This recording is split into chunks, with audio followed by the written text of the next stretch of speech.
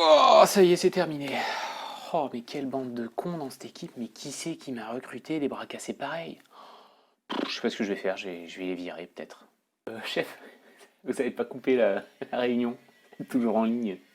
Ça, c'est ce qui peut vous arriver quand vous faites une visioconférence et que vous ne vous êtes pas du tout préparé. Salut, c'est Benjamin. Dans la vidéo d'aujourd'hui, je vous explique comment réussir vos prises de parole lorsque vous faites une visioconférence avec Zoom. Pour être au courant des nouveaux contenus, pensez à vous abonner à la chaîne. C'est parti.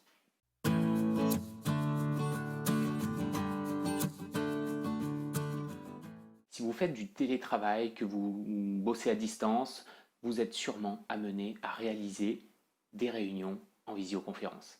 Et vous en êtes peut-être rendu compte, faire une réunion à distance, c'est pas complètement la même chose que quand on fait une réunion dans la vraie vie. Il est beaucoup plus difficile de rester concentré pendant une longue période de temps, on est plus rapidement distrait. Pour peu que le son des participants ou l'image des participants soit pas très bon, c'est extrêmement difficile de suivre les conversations. Peut-être même que vous êtes retrouvé dans des situations où plusieurs personnes essaient de prendre la parole en même temps, et là, ça devient la cacophonie, et c'est insupportable. Et si vous pensez que parce que la réunion se fait à distance, on n'a pas besoin de la préparer, ou en tout cas on ne doit pas l'organiser correctement, vous faites une très grosse erreur. Vous participez ou vous organisez une réunion avec Zoom, voici comment la réussir. Bon ben bonjour, bienvenue à tous. On va démarrer le meeting, hein, c'est parti. Voilà, on commence les gars, c'est parti. Si vous organisez une réunion, vous devez obligatoirement la préparer en amont. Et ça, c'est valable pour les réunions dans la vie réelle et les réunions que vous faites en visioconférence. La préparer, ça veut dire quoi? Simplement en amont, définissez pour les participants un objectif qui est clair. Et si vous utilisez Zoom, vous allez envoyer justement à vos participants un lien de connexion. Profitez-en avec ce lien pour donner l'ordre du jour et expliquer aux participants pourquoi ils doivent se connecter et qu'est-ce qu'ils vont avoir à faire durant la réunion. La version gratuite de Zoom limite les réunions qui contiennent plus de 2 personnes à 40 minutes. Peut-être que c'est justement un excellent moyen de vous forcer à canaliser et à limiter votre durée de réunion à 40 minutes. Deuxième point, vous devez absolument éviter de vous retrouver dans une situation telle que celle-ci. Je suis désolé, mais et pour faire cela, il est indispensable de définir un ordre de passage pour les participants. Quand quelqu'un veut intervenir, il faut soit qu'il lève la main, mais en tout cas qu'il se signale. Mais si tout le monde prend la parole en même temps, c'est juste invivable. Vous pouvez également, si différentes personnes doivent intervenir au fur et à mesure, définir un ordre précis en amont. Ça peut être un ordre par ordre alphabétique, par exemple. Vous pouvez tout à fait utiliser l'ordre alphabétique en prenant le nom de chaque participant pour définir l'ordre de passage.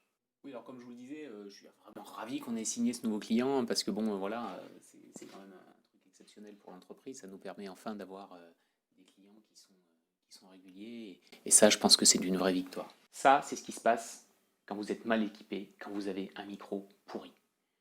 Quand vous faites une visioconférence, l'image, certes, est importante, la vidéo est importante, mais le plus important, c'est le son. Si on ne vous entend pas, ça ne sert à rien. Si on vous voit bien, mais qu'on ne vous entend pas, même chose, ça ne sert absolument à rien. Donc vous devez, si vous faites régulièrement des visioconférences, investir dans un bon micro. Si celui de votre ordinateur ne suffit pas, achetez-en un, mais investissez dans un son de qualité. Troisième point, quand vous faites une visio, c'est beaucoup plus facile d'être distrait. Donc pour rester concentré plus longtemps, limitez autour de vous toutes les distractions qui pourraient perturber votre concentration. Ouais, moi j'adore faire les réunions à la maison, mais on est vachement plus tranquille. L'idéal, c'est donc d'avoir un arrière-plan qui soit neutre, de manière à ce que les gens qui vous regardent ne soient pas distraits par tout ce qui se passe aux alentours. Ça, vous pouvez tout à fait le paramétrer et le faire directement dans Zoom. Même chose quand vous ne parlez pas, ce que je vous conseille, c'est de couper votre micro pour éviter de parasiter la réunion.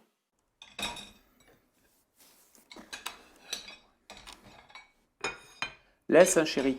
Ouais, je vais faire la cuisine. Hein. De toute façon, c'est pas intéressant là ce qui se raconte.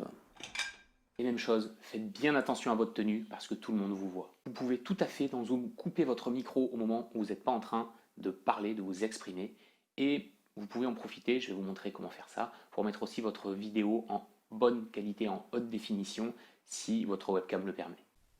Alors très simplement, dans Zoom, vous pouvez couper votre micro donc pour enlever les bruits parasites. Pour ça, vous allez en bas à gauche, vous avez la petite icône du micro.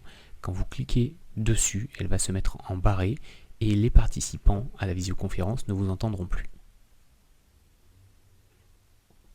Évidemment, quand vous recliquez dessus, ça se réactive et vous pouvez de nouveau parler normalement. Pour gérer votre arrière-plan, si vous êtes dans une pièce où potentiellement il y a du bazar ou voilà, le fond n'est pas terrible, vous pouvez, comme je l'ai fait ici, mettre un fond blanc. Pour ça, c'est assez simple. Vous allez à côté du petit bouton arrêter la vidéo sur la flèche, vous cliquez dessus et vous allez dans le menu choisir un arrière-plan virtuel. Là, il va vous afficher les arrière-plans par défaut qui vont être disponibles dans Zoom. Vous pouvez choisir d'en mettre aucun ou en choisir une image en particulier. Si vous voulez un fond blanc, il vous suffit d'enregistrer sur votre ordinateur un fond blanc et de faire ici ajouter image, de choisir l'image que vous voulez mettre en fond. Et puis c'est réglé. Donc vous voyez, c'est très facile. Dans le même esprit, pour avoir votre vidéo qui est en haute définition, vous retournez sur cette petite flèche en bas, vous cliquez sur paramètres vidéo et vous vérifiez que le bouton, la case on va dire plutôt activer la vidéo HD est bien coché. Et dans ce cas-là, vous passez en vidéo haute définition. Évidemment, quand vous avez terminé votre visioconférence, pensez à mettre fin à la réunion en cliquant, comme son nom l'indique, sur le bouton fin et sur mettre fin à la réunion pour tous. Je vous rappelle les points importants pour une bonne prise de parole et une visioconférence réussie avec Zoom. Point numéro 1, définissez un ordre du jour et envoyez-le à tous les participants. Si les gens sont amenés à intervenir durant votre meeting, pensez à définir en amont un ordre de passage. Le son dans une visioconférence, c'est vraiment ce qui est le plus important. Donc si vous avez un son qui n'est pas top, pensez à investir dans un bon micro. Les participants vous remercieront. Pour éviter que les gens soient distraits pendant votre intervention, pensez à mettre un arrière-plan neutre. Lorsque vous n'êtes pas en train de vous exprimer, pensez à couper votre micro pour éviter les bruits parasites. Adaptez votre tenue au contexte de la réunion.